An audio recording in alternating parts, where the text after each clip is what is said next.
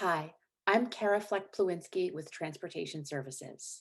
Today, I'm speaking with folks from the Office of Sustainability and Green Terp about their DOTS Art Park installation, Cultivating a Sustainable UMD.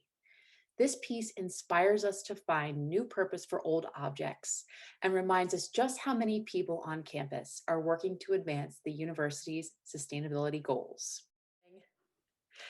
Hi, everyone. It's so great to see you today. Thank you so much for chatting with me. Let's go around and do some introductions. Lisa, would you like to start?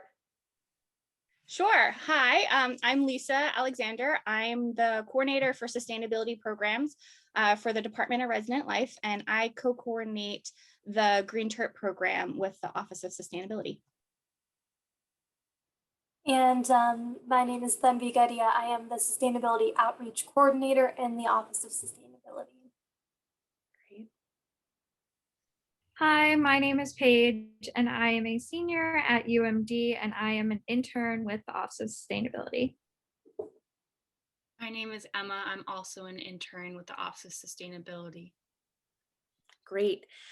Now, before we start talking about cultivating a sustainable UMD, your piece for Art Park, can you tell me a little bit about what Green Terps do and what the Office of Sustainability does?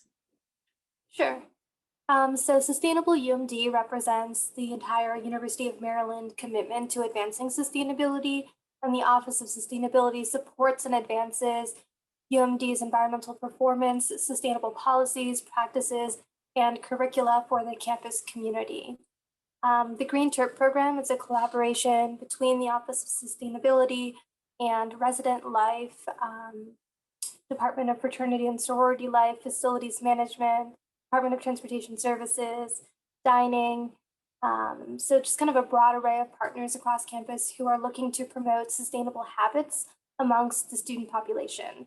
So there's a Green Terp pledge and commitment that students can sign up and select 10 actions of ways they can be more sustainable. And then they can certify as a certified Green Terp once they've taken action, and then they receive a sustainable gift at the end when they certify. So they can either get a reusable utensil set, a reusable straw set, or they can donate to carbon offsets through tree planting. That is great. So I was very excited when I heard that you all had applied to participate in the art park because I'm familiar with your advocacy work on campus, and I knew that what you would put together would be really interesting, and it is. So I have here on our first slide a wide view of your piece that's located in the lot by H.J. Patterson. Can someone tell me what inspired the piece? Yeah, I can talk a little bit about that. So since we are representing Sustainable UMD and Green Terp, we definitely wanted to go with a sustainability theme for our piece in the art park. And overall, we wanted to encourage awareness about sustainability and encourage people to reimagine what a small space like a parking lot could become just by upcycling free materials that you have around your home and things that you can acquire very easily. We wanted to kind of create a physical representation of our Green Terp sustainability action areas, which we'll go into more later, which are transportation, food, water, waste, energy, and action. That's great. So I took a 360 video just to give folks who can't make it in person a full view of everything that's here.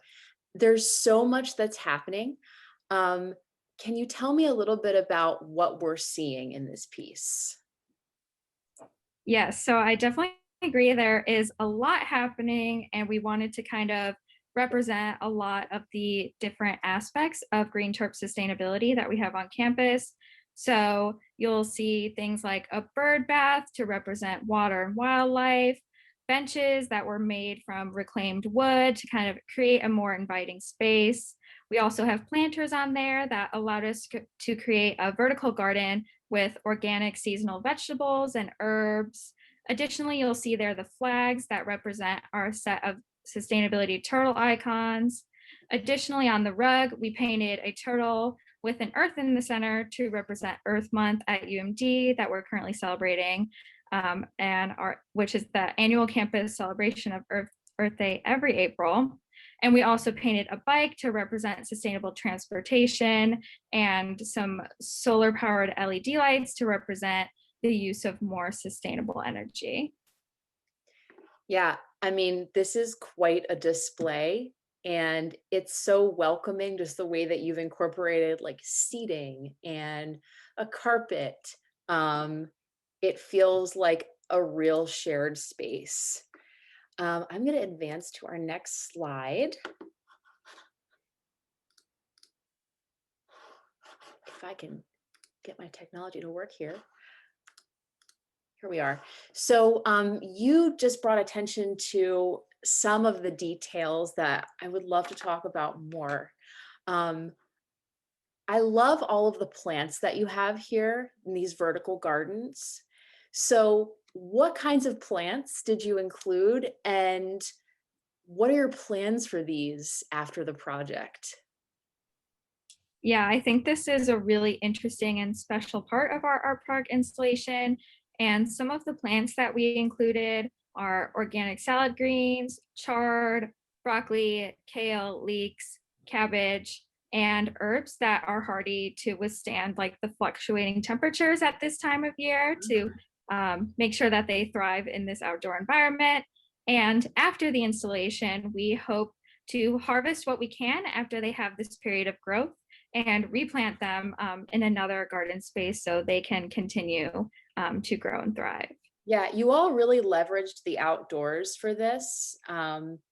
So I think it's so cool how over these next few weeks, if you're passing by, you might even be able to see how these plants are flourishing. I know since I just saw you last week, we've had like all kinds of weather, rain, sunshine, warmth. It's gotten a little bit cooler. So I'm excited to see how these plants change. The other thing I wanted to talk about were these flags, which you mentioned. Was it that they symbolized your mission? Can you tell me more about what each symbol stands for? I can take that one. So our turtle flags were made by Lisa actually from discarded old campus t-shirts. And then she used a sewing machine and was able to print the symbols onto them. Yeah. And so each turtle has a Sustainable UMD logo with each of the icons representing one of our action themes. So Paige kind of touched on this earlier. We have transportation, food, water, waste, energy, and action. And so we also not only want to represent those 7 main actions we focus a lot of our work on, but we also wanted to represent the partners who work with us. I mean, this is not a one person does all type thing. We need this collaboration and we thrive with it. So we have tons of partners that work with us, and we work with them to make the campus a more sustainable place and to help encourage Terps make sustainable choices. So, you know, we have the Office of Sustainability where we're based out of, but we also have residence life, we have recycling, we have facilities management, Department of Transportation, Department of fraternity and sorority living. So, I mean, it's definitely a group effort. And so we really want to symbolize that in our project. I love that. Are there any other features that you'd like to highlight for viewers? Yeah, so it might not be completely obvious if you're not seeing it, you know, in person or maybe even in person, but the rug is actually made out of recycled soda bottles, and all the plants and soil that we used were organic. We figured if you can make that choice, why not? And so we wanted to incorporate that into the overall project. Wow. And I didn't realize that your benches were made from reclaimed wood either. So like there's this whole other layer we can't see to what you've done that is sustainable. Yes, Lisa is very, very talented. She made those from scraps, so props to her.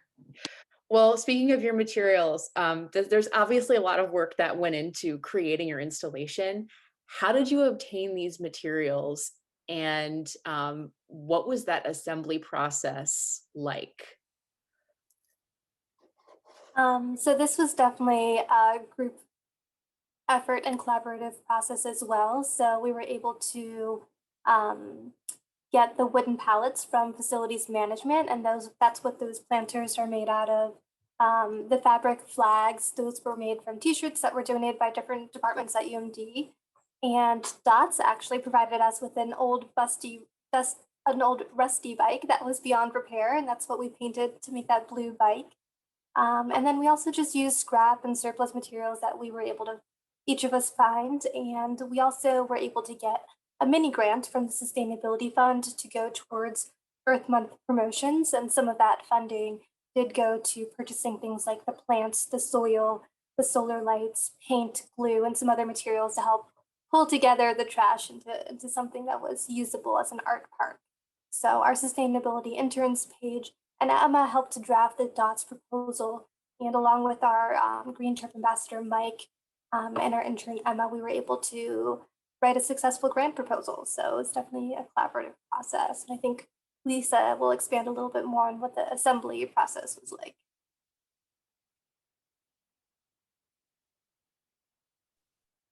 So yeah, the assembly process, we created a lot of things in advance so that because we're small but mighty when we were installing, so we wanted to make sure that we did it efficiently.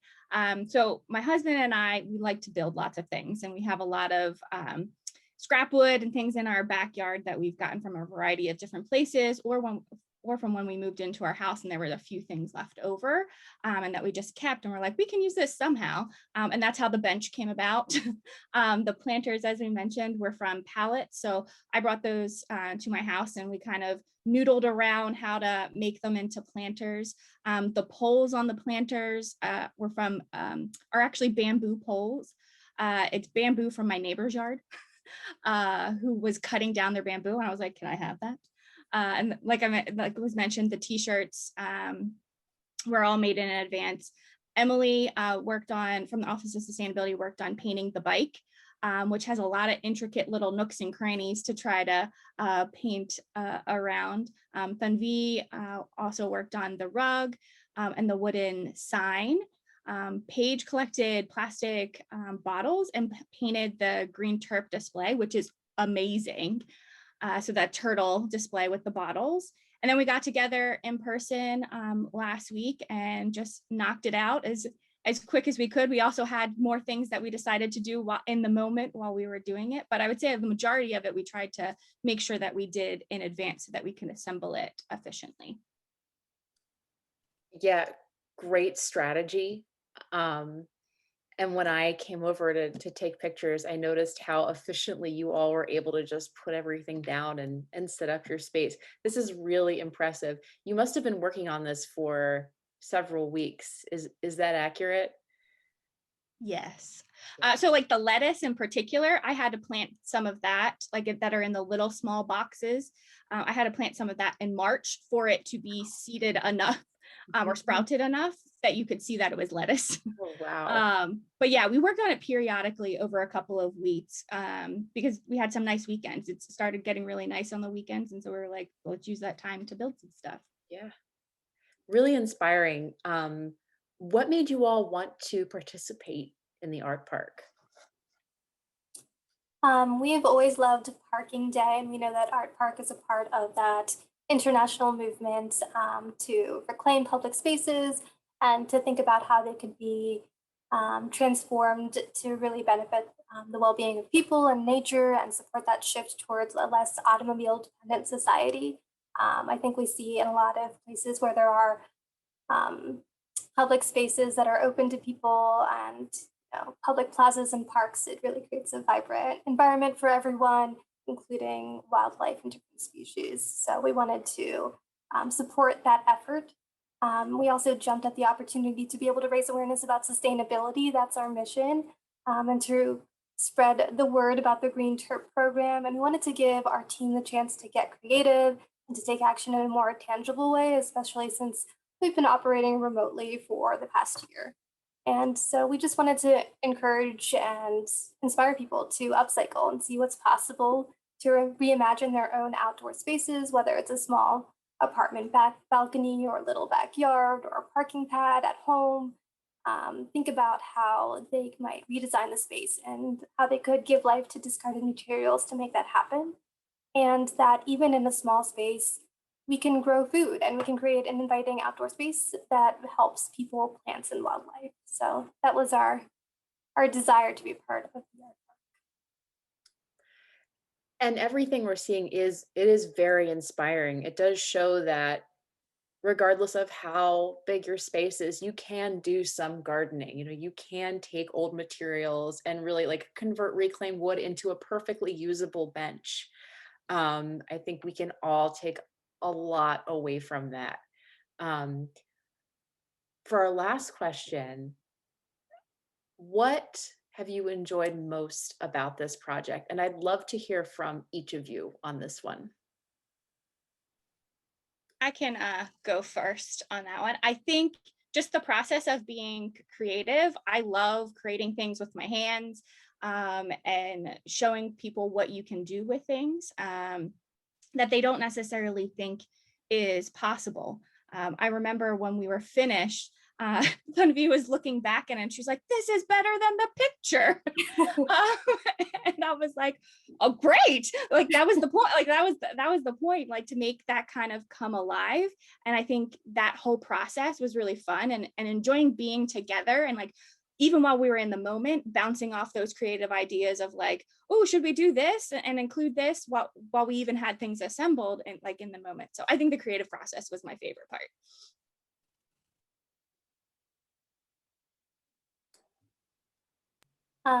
I can go next. I think I really enjoyed just being able to step away from the computer and to do something creative and hands-on. I remember sitting out in the backyard, painting that rug and painting the turtle on it in the sunshine and being so grateful that I had the opportunity to do something creative and crafty and outdoors and still work towards that mission of spreading sustainability. And I loved like being able to come together with other people to do that. That was really energizing and fun. Yeah, getting away from the screen is huge right now, especially. Paige, how about you? I definitely would have to echo Lisa's point because, as a student who has been operating from home for the last year, I think there haven't been a lot of like hands-on artsy things that I've been able to do specifically just being in a virtual environment. And I think this was a really like refreshing activity to kind of engage in, especially considering the Office of Sustainability has been working remotely as well. So I think it was really nice, yeah, to kind of get those creative energies flowing and also like being able to kind of like recycle the water bottles I've been collecting for so long and use them to make something really cool was a really good feeling, good moment. And then just to echo everybody and sum it all up, I think it's just nice to have something tangible that people can show that the UMD community is still working at this. Like we are, of course, not in the ideal situation, and there's not a ton of kids on campus right now, but for those who are or even visiting campus, they can see that, we're still pushing through, we're still working at this, it's still important to us. And we are aware of the circumstances. We assembled everything as much as we could beforehand. It was all assembled on the day of the site in a very safe, masked up way. But, we made it work in a way that was able to produce something that is tangible and shows that, the community is still pushing on and moving towards our mission, which I think is something really neat. And we haven't been able to do for a year or so. Yeah, and to your point, for those of us who are at home who can experience this by watching these interviews and seeing the story map, like they can still see that there are things that are happening on campus and that this mission, yes, is still advancing. It's a great reminder of that. Thank you all so much for chatting with me today. For anyone who's watching who would like to visit this installation in person, It's located in the lot by H.J. Patterson, and you can visit from April 12th to May 11th, and it's part of the new Dots Art Park initiative. Thank you, Lisa, Thenvi, Paige, Emma. It's a very inspiring piece you've created, and we're really going to enjoy seeing it over these next few weeks. Thank you again to Lisa, Thenvi, Paige, and Emma. If you would like to see Cultivating a Sustainable UMD in person, it will be on display through May 11th in the lot by H.J. Patterson. This piece is part of the new initiative from Transportation Services, the Dots Art Park. For more information, visit our website.